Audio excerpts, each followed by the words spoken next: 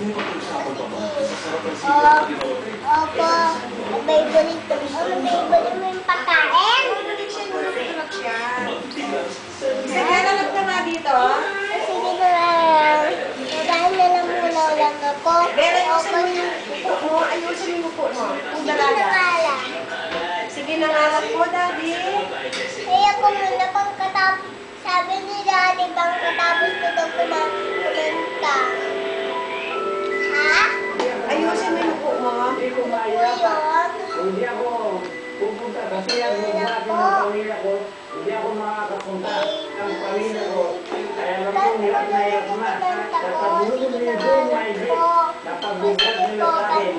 Ang napanood ko po sa TV, ang aso. Ang pag-inom ko Bakit po. naman yung sa atan? Pinagay natin tulungan niya ako doon sa madam. O sige, sabihin mo kay Madam. What number is this? 18. 16. Kasi yung ginagana